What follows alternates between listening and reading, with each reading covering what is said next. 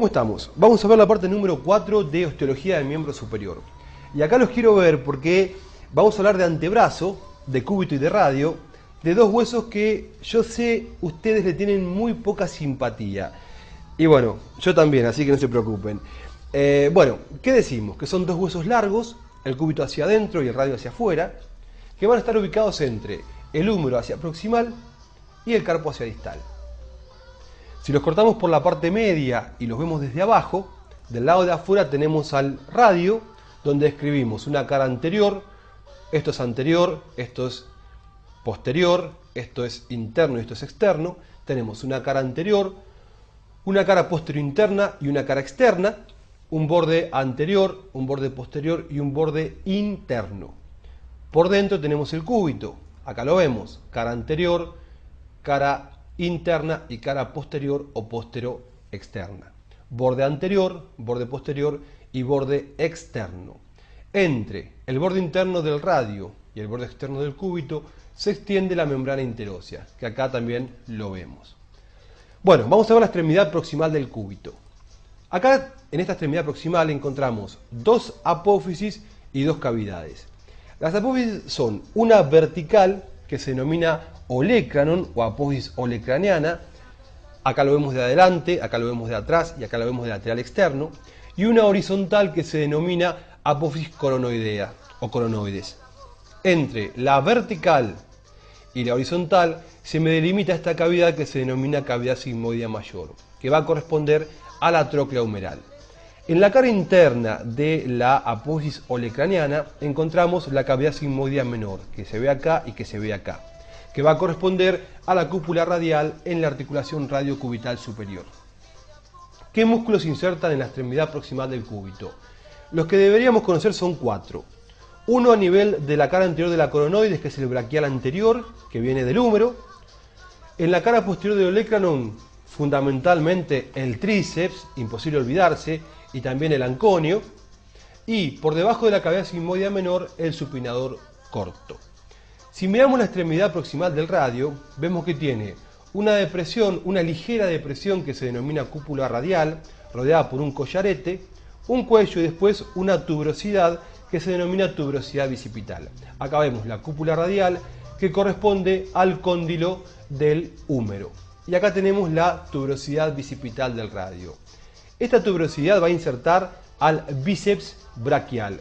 Importante, importantísimo chicos, acordarse que la tuberosidad bicipital del radio inserta al bíceps braquial. Muy bien, extremidad inferior o distal. A nivel del radio tiene forma de pirámide cuadrangular, de base inferior, que en la parte externa presenta una apófisis que se denomina apófisis estiloides, donde se va a insertar un músculo que es el húmero estilo radial o supinador largo, que viene desde el borde póstero externo del húmero. La extremidad inferior del cúbito se denomina cabeza. El cúbito está cabeza abajo.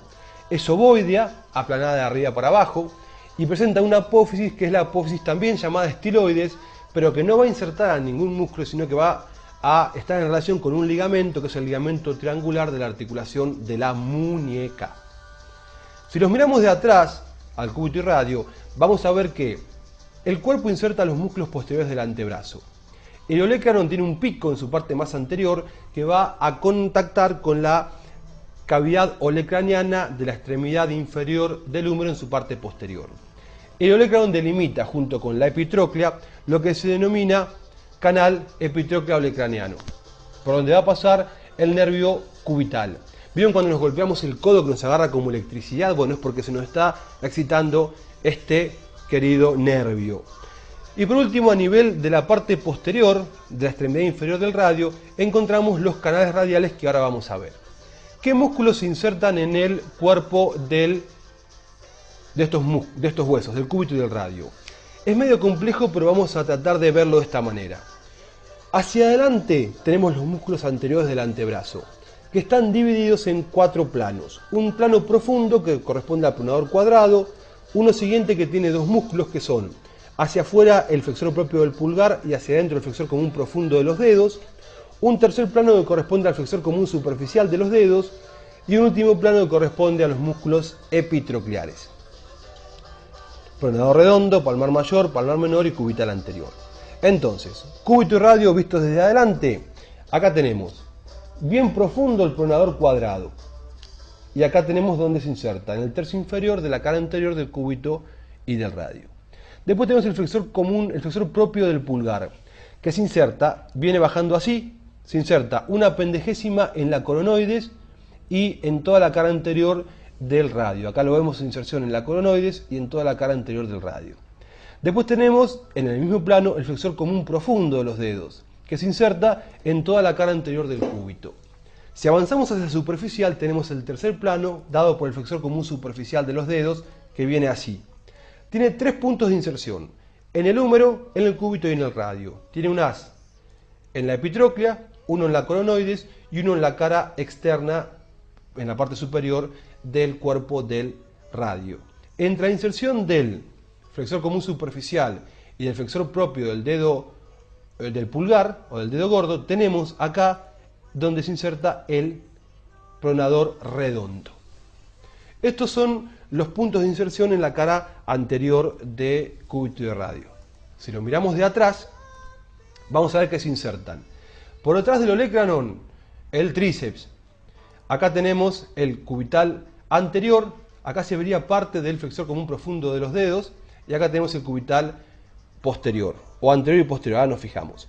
Después se insertan en los dos huesos de arriba para abajo, este es el anconio, acá tenemos el supinador corto, el separador largo del pulgar, el extensor corto del pulgar, el extensor largo del pulgar y el extensor propio del índice.